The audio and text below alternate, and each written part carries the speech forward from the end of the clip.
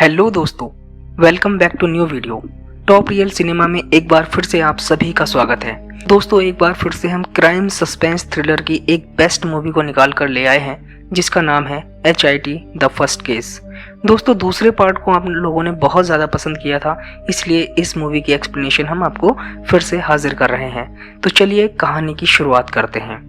कहानी की शुरुआत होती है कश्मीर से, जहां पर हमें इंस्पेक्टर विक्रम को घायल अवस्था में दिखाया जाता है। इसकी वाइफ को कुछ हत्यारे जलाकर मार रहे होते हैं। विक्रम कुछ नहीं कर पाता क्योंकि हत्यारों ने पहले ही उसकी वाइफ शीतल को लोहे के एक जाल में लॉक कर रखा था। वाइफ जलकर मर जाती है और विक्रम भी कुछ नहीं कर पाता और सीन शिफ्ट होता है अचानक विक्रम पर, जो कि एक साइकेट्रिक के पास इस हादसे को भुलाने का इलाज ढूंढ रहा था। डॉक्टर विक्रम को सलाह देती है कि तुम्हारे काम की वजह से ही तुम अपने बीते हुए कल से कनेक्ट कर जाते हो और इससे तुम्हें ब्रेन स्ट्रोक आ सकता है, शायद तुम्हारी जान भी जा सकती है। विक्रम की जिंदगी में उसका काम ही वो पहलू था जिसकी वजह से वो जिंदा है, तो वह नौकरी छोड़ने से साफ इनकार कर देता है। चूंकि डॉक्टर उसकी फ्रेंड होती है तो वह उसकी मदद करना चाहती है, लेकिन विक्रम वहां से उठकर चला जाता है। आगे हमें दिखाया गया है विक्रम और पुलिस टीम एक क्राइम स्पॉट पर थी जहां पर एक डेड बॉडी दफन है। एक और इंस्पेक्टर इस तहकीकात का हिस्सा था जो विक्रम को बिल्कुल पसंद नहीं करता। 6 घंटे से पुलिस और स्नीपर डॉग्स डेड बॉडी को ढूंढ ढूंढ कर थक चुके थे, लेकिन अभी तक डेड बॉडी का कोई सुराग तक नहीं मिला था। फिर विक्रम अपनी इंटेलिजेंस से वह डेड बॉडी ढूंढ निकालता है, लेकिन उस डेड बॉडी को देखकर वह अचानक अपनी वाइफ शीतल को याद करके सहम जाता है और डर जाता है और वह सीधे क्राइम स्पॉट से अपनी गाड़ी की तरफ भागने लगता है। क्राइम सीन से लौटते वक्त विक्रम का दोस्त हमें देखने को मिलता है जो विक्रम के डिपार्टमेंट में ही काम करता है और उसका नाम रोहित होता है। आगे वे फॉरेंसिक लैब पहुंचते हैं जहां पर इस केस को नेहा देख रही होती है। शीतल की मौत के बाद नेहा और विक्रम एक दूसरे के साथ रिलेशनशिप में हैं, लेकिन विक्रम अभी भी उस हादसे से बाहर नहीं आ पाया था, इसलिए वह नेहा से शादी करने के कमिटमेंट से हमेशा ही बचते रहता है। एक रात जब नेहा और विक्रम सोए हुए थे तो विक्रम फिर से उस हादसे को सपने में देखता है और डरकर उठ जाता है। उसके साथ साथ ही नेहा भी जाग जाती है। यहाँ पर नेहा को ना चाहते हुए भी विक्रम अपनी प्रॉब्लम्स के बारे में बता देता है। इसके बाद नेहा, रोहित और उसकी वाइफ सपना को हम देखते हैं, जिसके बाद वे सब लोग विक्रम को समझाते हैं कि तुम्हें नौकरी से इस्तीफा दे देना चाहिए, लेकिन विक्रम ऐसा हरगिज नहीं करना चाहता। अगर विक्रम ने नौकरी नहीं छोड़ी उसका मानसिक संतुलन इस हद तक खराब हो सकता है कि उसकी जान भी जा सकती है। तो वे उसे सजेस्ट करते हैं कि चलो, अगर तुम नौकरी नहीं छोड़ना चाहते तो इस नौकरी से एटलीस्ट कुछ समय के लिए ब्रेक ले लो। इसलिए वह अगले दिन HIT के ऑफिस जाता है और अपने सीनियर ऑफिसर शेखावत सर से 3 महीने की छुट्टी मांगता है और उसके बाद अपने घर चला जाता है। आगे हमें दिखाया गया है कि एक लड़की जिसका नाम प्रीति है, वह अपने पेरेंट्स को बिना बताए गाड़ी लेकर घर से निकलती है, लेकिन किसी वजह से उसकी गाड़ी बीच रास्ते में हाईवे पर ही खराब हो जाती है। क्योंकि वह अपना फोन भी घर पर भूल चुकी थी, इसलिए वह हेल्प मांगने लगती है। एक सब इंस्पेक्टर उसी रास्ते से गुजर रहा था जिसका नाम होता है इब्राहिम। वह प्रीति को हेल्प मांगते हुए देखकर अपनी गाड़ी वहीं पर रोकता है और उससे पूछता है कि क्या हुआ। प्रीति उसे बताती है कि उसकी गाड़ी अचानक खराब हो गई, वह अपना फोन भी घर पर भूल गई है। सब इंस्पेक्टर उसे अपनी गाड़ी से घर पर छोड़ने के लिए भी बोलता है, लेकिन प्रीति उससे साफ मना कर देती है और उसके फोन से अपने डैड को कॉल करती है ताकि वो उसे वहां से ले जा सके। सब इंस्पेक्टर वहां से पुलिस थाने के लिए निकल जाता है, लेकिन वह गलत फाइल ले आया था तो वह वापस फिर से फाइल लेने जाता है। लेकिन जब वह फाइल लेकर दोबारा लौट रहा था वह देखता है कि प्रीति के डैड गाड़ी के पास थे और वहां प्रीति नहीं थी। वह वहां रुकता है और प्रीति के डैड से पूछता है कि क्या हुआ सर। वे उसे बताते हैं कि यहाँ उनकी बेटी ने उन्हें किसी अनजान नंबर से कॉल किया था, पर अब वो यहाँ है नहीं। इंस्पेक्टर प्रीति के डैड को बताता है कि मुझे लगा कि वह नीली गाड़ी में आप ही थे जिससे वह बात कर रही थी। प्रीति के डैड को इंस्पेक्टर पर ही शक होने लगता है। अगले दिन वह पुलिस थाने जाते हैं और अपनी एक मिसिंग FIR दर्ज कराते हैं। क्योंकि प्रीति के dad senior police officer Shekhawat के दोस्त थे तो SI को सीधे सस्पेंड कर दिया जाता है और कहानी 2 महीने के बाद शिफ्ट होती है। विक्रम के पास एक कॉल जाती है जिससे उसे पता चलता है कि उसकी गर्लफ्रेंड नेहा 2 महीने से लापता है। यह सुनकर विक्रम अगले रोज ही HIT ऑफिस पहुंचता है और अपने सीनियर से नेहा का केस अपने अंडर लेने के लिए रिक्वेस्ट करता है, लेकिन यह केस उसका कंपटीटर अक्षय सॉल्व कर रहा था क्योंकि इन दोनों का 36 का आंकड़ा था। विक्रम की नेहा से 2 महीने पहले लड़ाई हुई थी, जिसके बाद नेहा ने विक्रम को काफी कॉल भी किए विक्रम ने नेहा के कॉल को इग्नोर कर दिया और आखिरी बार नेहा के फोन से विक्रम के फोन पर ही कॉल किया गया था। तो विक्रम भी नेहा के केस में सस्पेक्ट था, इसलिए शेखावत सर सीधे यह केस देने के लिए विक्रम को मना कर देते हैं। आगे विक्रम अपने तरीके से यह खोजबीन शुरू करता है। विक्रम का दोस्त रोहित उसे बताता है कि नेहा की लास्ट लोकेशन नेहा का घर ही थी। तो वह पुलिस के पहरे के बावजूद लोकेशन पर पहुंचते हैं और वहां विक्रम नेहा के कमरे में जाता है, जहां उसे सबूत के तौर पर एक इत्र की अजीब सी खुशबू मिलती है और ज्यादा कुछ नहीं मिल पाता। विक्रम पहले ही अपनी वाइफ शीतल के साथ हुए हादसे से परेशान था। अब नेहा भी गायब हो चुकी थी। वह डर जाता है और सोचने लगता है कि कहीं नेहा का भी हाल शीतल की तरह ना हो जाए। उसे रोहित से पता चलता है कि नेहा ही प्रीति का केस हैंडल कर रही थी। जरूर इन दोनों केस का आपस में कोई ना कोई लिंक जरूर है। इसलिए विक्रम अपने सीनियर ऑफिसर से कहकर प्रीति का केस अपने अंडर में ले लेता है और वह सीधे सब इंस्पेक्टर इब्राहिम के पास जाता है। वहां से प्रीति के केस को और अच्छे से जानने के बाद इब्राहिम के घर से लौटते वक्त वह उसके भी कुछ फोरेंसिक सैंपल कलेक्ट कर लेता है और केस की जांच आगे बढ़ती है। विक्रम उसके बाद प्रीति के घर पर जाता है, जहां पर पता चलता है कि प्रीति के असली माता पिता वो है ही नहीं, बल्कि प्रीति उनके बड़े भाई की बेटी थी जो अमेरिका में रहा करते थे। लेकिन कुछ समय पहले उनकी मौत हो जाने के बाद प्रीति अभी ही इंडिया आई थी। प्रीति एक अनाथालय में हर महीने कुछ डोनेशन देती है, जिससे 10 अनाथ बच्चों की पढ़ाई लिखाई और उनका रहना सहना आसानी से हो जाता था। फिर विक्रम उस अनाथालय पूछताछ करने के लिए जाता है, जहां पर पता चलता है कि प्रीति एक अनाथ बच्ची थी। उसे उसके माता पिता अडॉप्ट करके अमेरिका ले गए थे।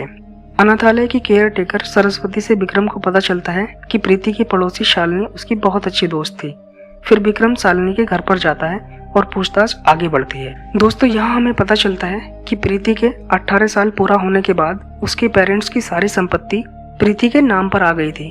अब विक्रम को प्रीति के करंट मम्मी पापा पर भी शक जाता है और दोनों भी इस सस्पेक्ट लिस्ट में शामिल हो जाते हैं। आगे विक्रम सीधे प्रीति के कॉलेज जाता है और पूछताछ से पता चलता है कि उसका एक दोस्त अजय था, जो कि एक नशेड़ी है और वह प्रीति को पसंद भी करता है। तो अगला सस्पेक्ट अजय भी विक्रम की सस्पेक्ट लिस्ट में जुड़ जाता है। अजय के बारे में और जानने के लिए विक्रम शहर के सबसे नामी क्लब में जाता है, जहां पर पता चलता है कि अजय और प्रीति वहां अक्सर आया करते थे। इसके बाद विक्रम प्रीति के पेरेंट्स से घर पर एक पूजा रखने के लिए कहता है, जहां पर प्रीति के सभी जानने वालों को इनवाइट किया जाता है। अगले दिन पूजा चल रही थी, तभी शालिनी बीच में ही चिल्लाती हुई प्रीति के घर पर जाती है और सबको बताती है कि उसके घर पर कोई एक नोट छोड़कर गया है। विक्रम उस नोट को पढ़ता है और पता चलता है कि पास के ही गार्डन में एक डेड बॉडी गड़ी हुई है। विक्रम यह पढ़कर नेहा के बारे में सोचकर बेहोश हो जाता है और यहाँ से फिर कहानी 2 साल पहले कश्मीर में दिखाई जाती है, जहाँ पर विक्रम और उसकी वाइफ शीतल पर 3 लोग नजर रख रहे थे। विक्रम को लगता है कि शीतल दिमागी रूप से ठीक नहीं है और टेबलेट्स की वजह से यह अज्यूम कर रही है। फिर वह हादसा होता है जिसमें वे 3 लोग उसकी वाइफ को जलाकर मार देते हैं। कहानी फिर से प्रेजेंट में शिफ्ट होती है।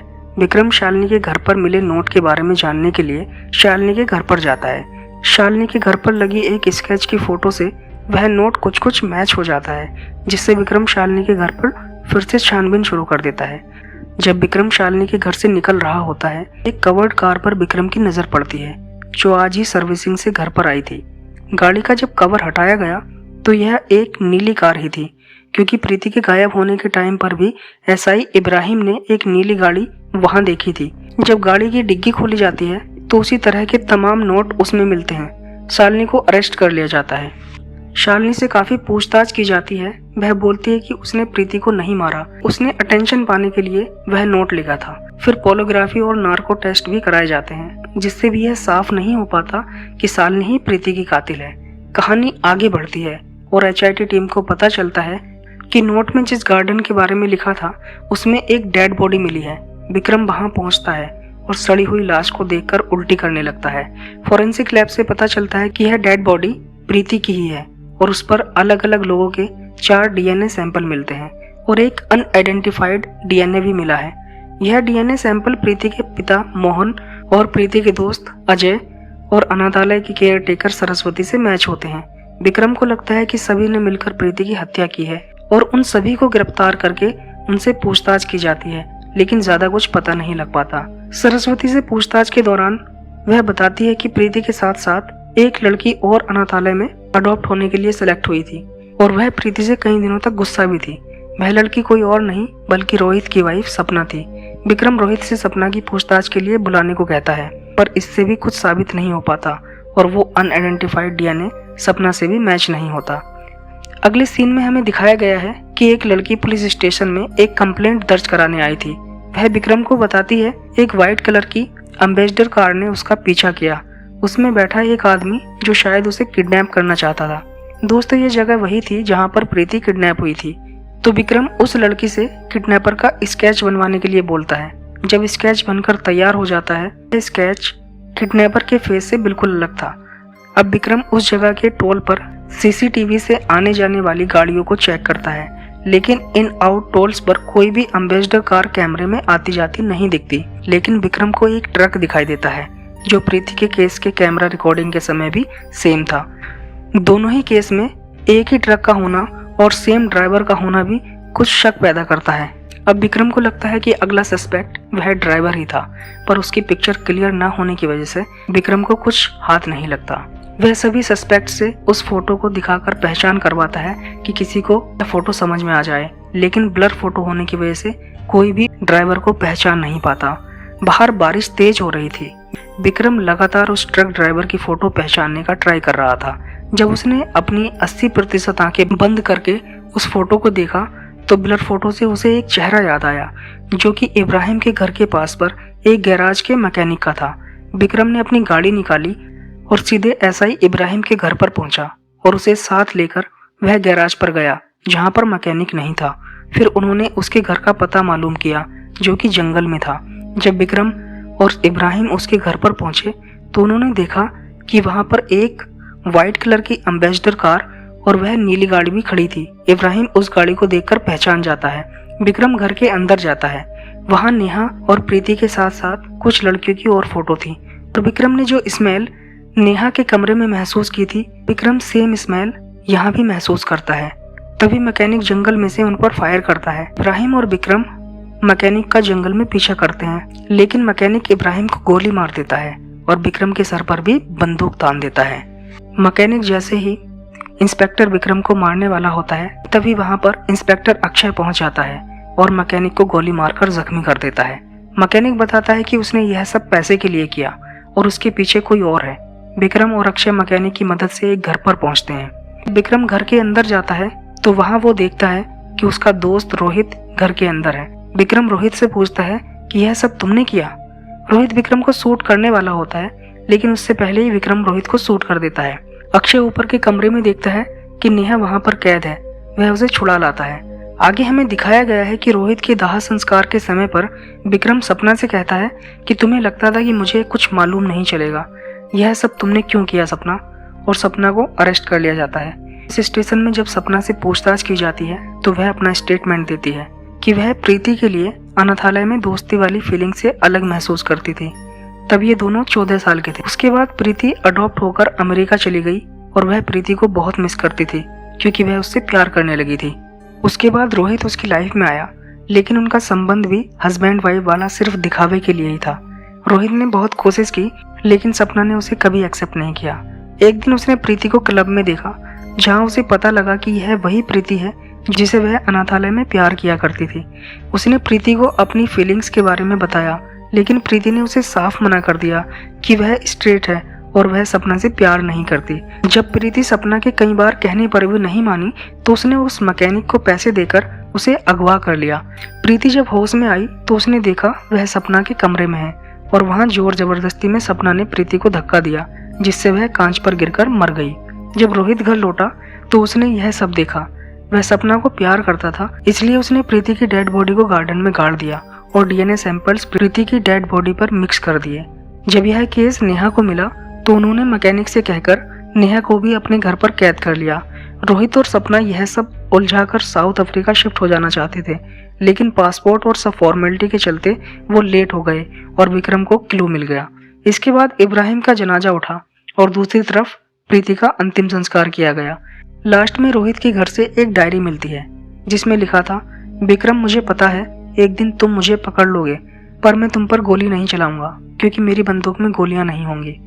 और मुझे तुम्हारी बंदूक से निकली गोली से सुकून की मौत मिलेगी। Your best friend for ever Rohit. और दोस्तों इसी के साथ कहानी ख़त्म हो जाती है। तो चलिए इस तरह की और वीडियोस देखने के लिए हमारे चैनल को सब्सक्राइब कर लीजिएगा और वीडियो को भी लाइक कर दीजिएगा। मिलेंगे किसी दूसरी वीडियो में, तब तक के लिए बाय बाय।